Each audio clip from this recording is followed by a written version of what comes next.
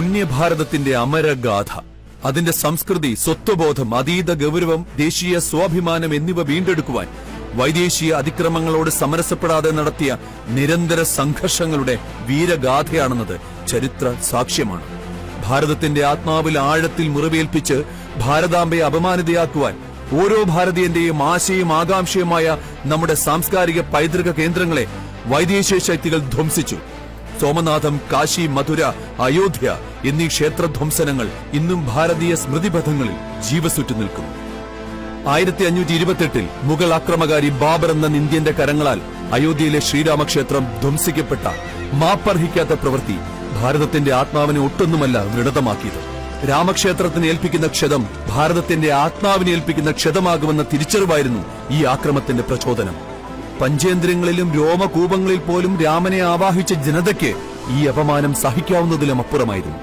അയോധ്യയ്ക്കുമേലുള്ള കടന്നാക്രമണങ്ങൾ ഭാരത മാനസത്തെ വല്ലാതെ ഉലച്ചുകളഞ്ഞിരുന്നു. നീചരായ വൈദേശിക ശക്തികൾ ഭാരത പൈതൃകത്തിനുമേൽ അനസ്യൂതം ആഘാതമേൽപ്പിച്ചുകൊണ്ടിരിക്കെ ഭാരതം തന്റെ ആത്മഗൌരവം വീണ്ടെടുക്കുവാനുള്ള സംഘർഷത്തിന് ഉലയൂതിയൊരുക്കുകയായിരുന്നു. രാമജന്മഭൂമിക്ക് മേൽ പണിതുയർത്തിയ ബാബരി നിർമ്മിതി ഭാരതമാനസങ്ങൾ അമർഷത്തോടെ നോക്കുന്നതിനൊപ്പം അത് നീക്കം ചെയ്യാനുള്ള ദൃഢസങ്കല്പവും ശക്തിയും തങ്ങളിൽ സന്നിവേശിപ്പിക്കുകയായിരുന്നു. ആത്മാഭിമാനത്തിന്റെ രണഭൂമിയിൽ ഹൈന്ദവ സമൂഹം ദൃഢചിത്തരായി നിലകൊണ്ടു. രാമജന്മഭൂമിയിൽ ഉയർന്ന ബാബറി നിർമ്മിതിയെ പറിച്ചെറിയുന്നതിനായി അവർ യുദ്ധമുഖങ്ങളിൽ അണിനിരന്നു. സരയു പലകുറി നിണമണിഞ്ഞു ചുവന്നു പാഞ്ഞു. തദ്ദേശീയരായ ശാസകരും സന്യാസി വര്യന്മാരും രാമഭക്തരും രാമജന്മഭൂമിയുടെ മുക്തിക്കായി ജീവാഹൂതിയേകി. 74ഓളം ചെറുതും വലുതുമായ യുദ്ധങ്ങൾ. പലകുറി നാം പരാജയം നുണഞ്ഞെങ്കിലും ജയിക്കുവാനുള്ള ദൃഢനിശ്ചയം ഉള്ളിൽ ഉറഞ്ഞിരുന്നു. വാൾമുനകൾക്ക് സ്വജീവ രക്തം കൊണ്ട് ഛായം നൽകിയ ഹിന്ദു സമാജം പക്ഷേ തോൽക്കാൻ തയ്യാറായിരുന്നില്ല. അവരുടെ സങ്കല്പം അജേയമായിരുന്നു. 1947 ഭാരതം സ്വതന്ത്രമായതോടെ നൂറുകണക്കിന് വർഷങ്ങളായി നടന്നുവന്ന രാമജന്മഭൂമി പ്രക്ഷോഭത്തിന് പുതു ഊർജവും ഭാവവും കൈവന്നു. 1949 ഡിസംബർ 23 രാമജന്മഭൂമിയിൽ എതിർശ്യ ഒരു രാമവിഗ്രഹം പ്രത്യക്ഷമായി. ആയിരക്കണക്കിന് രാമഭക്തന്മാർ ദർശന പുണ്യത്തിനായി ഒഴുകിയെത്തി. ഭാരതത്തിന്റെ അന്നത്തെ പ്രധാനമന്ത്രിയായിരുന്ന പണ്ഡിറ്റ് ജവഹർലാൽ നെഹ്റു വിവാദഭൂമിയിലെ രാമവിഗ്രഹം നീക്കം ചെയ്യുവാൻ ഉത്തർപ്രദേശ് സർക്കാരിന് നിർദ്ദേശം നൽകി. ഉത്തർപ്രദേശ് സർക്കാർ രാമവിഗ്രഹം നീക്കം ചെയ്യുവാൻ അയോധ്യയിലെ കളക്ടർക്ക് നിർദ്ദേശം നൽകി. ബലപ്രയോഗം വേണ്ടിവന്നാൽ അതിനുള്ള അനുജ്ഞയും നൽകി. നരസംഹാരത്തോടെയല്ലാതെ ഇത് സാധ്യമല്ലെന്ന് പറഞ്ഞുകൊണ്ട് കളക്ടർ പിൻവാങ്ങി. നിർദ്ദേശങ്ങൾ മറ്റൊരു കളക്ടർ വെച്ച് നടത്തുവാൻ അദ്ദേഹം സർക്കാരിന് നിർദ്ദേശം നൽകുകയും ചെയ്തു. അങ്ങനെ രാമവിഗ്രഹം തൽസ്ഥാനത്ത് തുടർന്നു. എന്നാൽ വിവാദഭൂമിയിലേക്കുള്ള ഭക്തരുടെ പ്രവേശനം തടയപ്പെട്ടു. ക്ഷേത്ര പൂജാരിക്ക് മാത്രം നൈവേദ്യ പൂജകൾക്കുള്ള അനുമതി നൽകി. രാമഭക്തർ വിവാദഭൂമിക്ക് പുറമേ നിന്ന് തങ്ങളുടെ പ്രാണസ്വരൂപത്തെ വന്ദിച്ച് സായുജ്യമടങ്ങി. ഭാരതത്തിലെ ഹിന്ദു സമൂഹത്തിന് നേരിടേണ്ടി വന്ന വെല്ലുവിളികൾ ഏറുകയായിരുന്നു. വിവാദ വിഷയം കോടതിയുടെ പരിധിയിലെത്തി. രാമന്റെ അയോധ്യയിലെ ജനനത്തിനും സ്വത്വത്തിനും മേൽ എതിർകക്ഷികൾ ചോദ്യങ്ങൾ ഉന്നയിച്ചു, തെളിവുകൾ ആരാഞ്ഞു. ഭാരതത്തിലെ ഹൈന്ദവ ഹൃദയങ്ങൾ ഇടറി നുറുങ്ങി. സ്വതന്ത്ര ഭാരതത്തിലും ഹൈന്ദവന്റെ സ്വാഭിമാനത്തിന് പരിരക്ഷയുണ്ടായിരുന്നില്ല. വെല്ലുവിളികളുടെ ഈ വിഷമസന്ധിയിൽ 1984 ദില്ലിയിലെ വിഗ്യാൻ ഭവനിൽ വിശ്വഹിന്ദു പരിഷത്തിന്റെ നേതൃത്വത്തിൽ ഒരു മത പാർലമെന്റ് വിളിച്ചു ചേർത്തു. രാജ്യത്തുടനീളമുള്ള സാധു സന്യാസിമാർ രാമജന്മഭൂമിയുടെ മുക്തിക്കായി ആഹ്വാനം ചെയ്തുകൊണ്ട് രാമജന്മഭൂമി മുക്തി യജ്ഞ സമിതിക്ക് രൂപം നൽകി. രാമജന്മഭൂമിയിൽ രാമക്ഷേത്രം ഉയരട്ടെ എന്ന ഭാരത ജനമാനസങ്ങളുടെ അതിതീവ്ര അഭിലാഷം മതപാർലമെന്റിൽ അലയടിച്ചുയർന്നു. വിശ്വഹിന്ദു പരിഷത്തിന്റെ നേതൃത്വത്തിൽ രാമജന്മഭൂമി വീണ്ടെടുക്കുവാനായി സമരകാഹളം മുഴങ്ങി. രാമജന്മഭൂമി മുക്തജ് സമിതിയുമായി ചേർന്ന് രാജ്യത്തുടനീളം രാമജാനകി രഥയാത്രകൾ സംഘടിപ്പിച്ചു.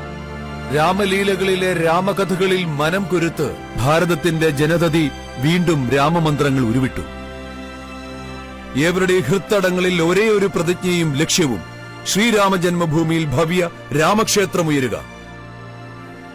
1989 വിശ്വഹിന്ദു പരിഷത്തിന്റെ നിർദ്ദേശപ്രകാരം ഗ്രാമഗ്രാമാന്തരങ്ങളിൽ നിന്ന് അയോധ്യയിലേക്ക് ശ്രീരാമശിലകൾ അയച്ചു നൽകി.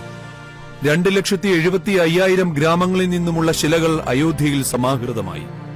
രാമക്ഷേത്രത്തിന്റെ ശിലാന്യാസം നിർണയിക്കപ്പെട്ടു. സന്യാസി ശ്രേഷ്ഠന്മാരും സമിതി കാര്യകർത്താക്കളും നേതൃത്വം നൽകി. ക്ഷേത്ര പ്രതിനിധി ശ്രീ കാമേശ്വർ ചൌപാൽ 1989 നവംബർ 9 തീയതി രാമമന്ദിരത്തിനുള്ള ആധാരശില സ്ഥാപിച്ചു. ഒരു വിശാല ജനവിഭാഗത്തിന്റെ ആത്മാംശമായ രാമരാജാവിന്റെ ക്ഷേത്ര നിർമ്മാണം എന്ന ആഹ്വാനവുമായി 1990 ശ്രീ ലാൽകൃഷ്ണ അദ്വാനിയുടെ നേതൃത്വത്തിൽ സോമനാഥിൽ നിന്ന് അയോധ്യയിലേക്ക് രഥയാത്ര പുറപ്പെട്ടു. ജനപഥങ്ങളിൽ നിന്നും ഉണർവിന്റെ ലാവാപ്രവാഹങ്ങൾ അണപൊട്ടി. തങ്ങളുടെ ആഗ്രഹ സാഫല്യത്തിന് പ്രാർത്ഥന പേറി സമാജം ഈ യാത്രയിൽ അണിചേർന്നു. ഒരു പ്രതിരോധത്തിനും ഈ മഹാസമരധാരയെ തടയുക സാധ്യമായിരുന്നില്ല.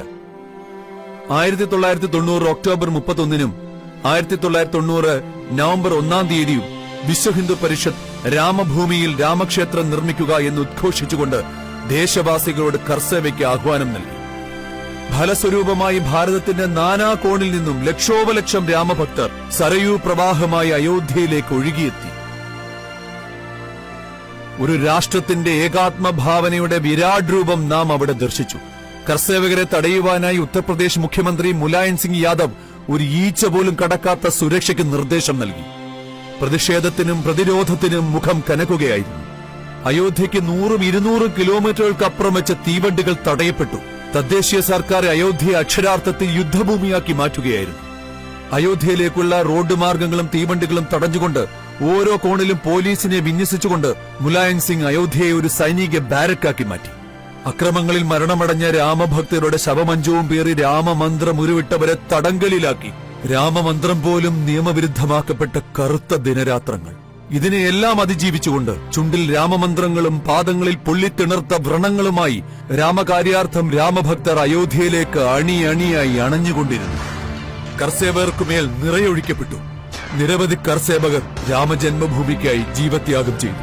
വീണ്ടും ഒരു ദ്രുതമുന്നേറ്റം നടത്തിയ കർസേവകരിൽ ഒട്ടേറെ പേർ മരിച്ചു വീണെങ്കിലും വിവാദഭൂമിയിലെ അനധികൃത ബാബറി നിർമ്മിതിക്ക് മേൽ ഭഗവത് പതാക പാറിപ്പറപ്പിച്ചു. അങ്ങനെ കർസേവ രാമസേവ വിജയമായി മാറി. രാമജന്മഭൂമി പ്രക്ഷോഭങ്ങൾ ഉറങ്ങിക്കിടന്നിരുന്ന ഭാരതീയരുടെ സിംഹവീര്യത്തെ ഉലച്ചുണർത്തി.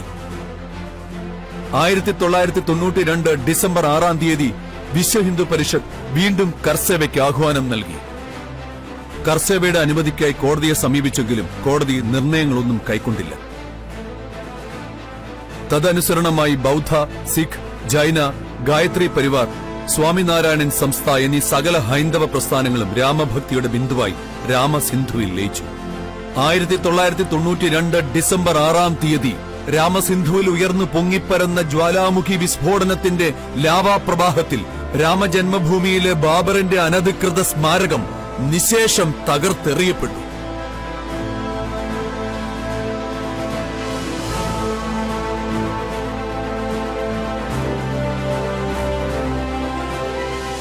ഈ നിമിഷം ശൗര്യത്തിന്റെയും ധർമ്മത്തിന്റെയും സത്യമേവ ജയതേ എന്ന മന്ത്രത്തിന്റെയും ഉത്കൃഷ്ട ക്ഷണമായിരുന്നു. യഥോധർമ്മ സ്ഥതോജയുടെ അനർഘ മുഹൂർത്തമായിരുന്നു. എന്നാൽ സംഘർഷത്തിന്റെ കഥ അവിടെയും അവസാനിച്ചില്ല.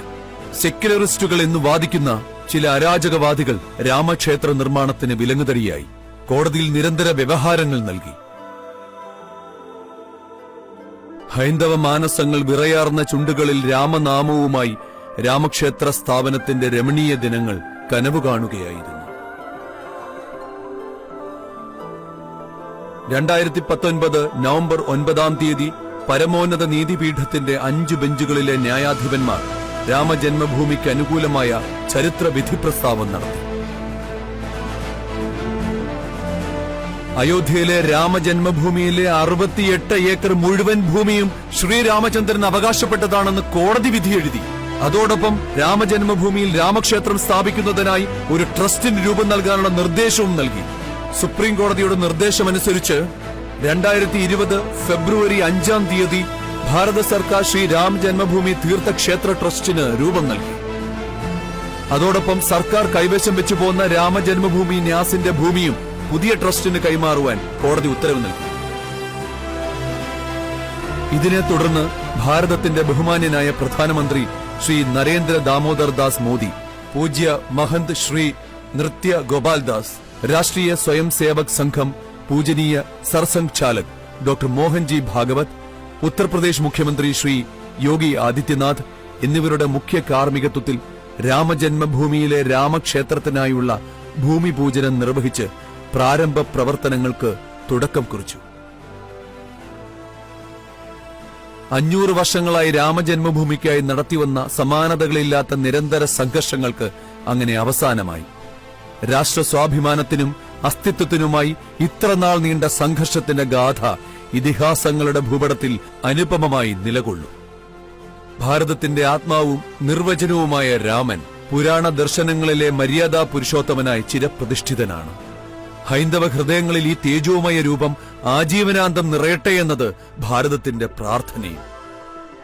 രാമൻ ഭാരതത്തിന്റെ ദേശീയ സ്വാഭിമാനത്തിന്റെ ധ്വജവാഹകനും ആ സേതു ഹിമാലയം മുതൽ സിന്ധു സമുദ്രം വരെ ദേശീയതയെ ഏകാത്മഭാവത്തിൽ കുരുക്കുന്ന ഒരുമയുടെ രക്ഷാസൂത്രവുമാണ്. രാമജന്മഭൂമിയിലെ ബാബറിന്റെ ആക്രമണങ്ങൾ വാസ്തവത്തിൽ ഭാരത സ്വാഭിമാനത്തിനും ദേശീയതയ്ക്കും മേലുള്ള കടന്നാക്രമണങ്ങളായിരുന്നു.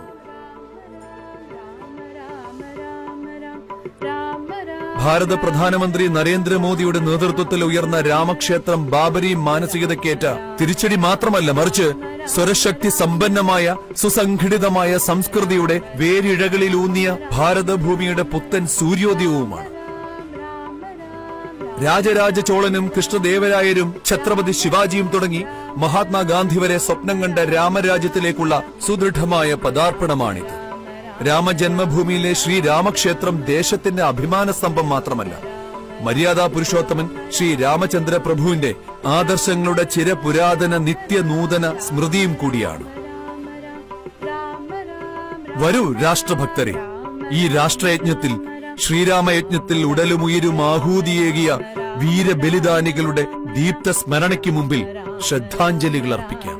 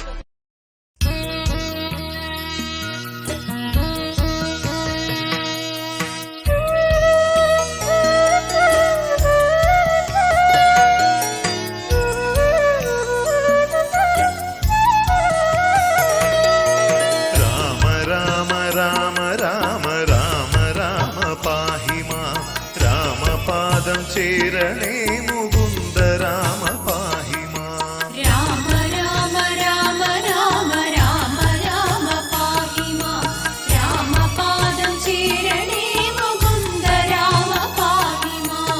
രാമനാമമോദിടുന്നു ഞങ്ങളിന്നു സാദരം, ആമയങ്ങൾ നീങ്ങുവാൻ മുകുന്ദ രാമ പാഹി മാം. രാമ രാമ രാമ രാമ രാമ രാമ പാഹി മാം. രാമപാദം ചേരണേ മുകുന്ദ രാമ പാഹി മാം. മുക്തിമാർഗമായി വരേണം തൃപ്പദങ്ങൾ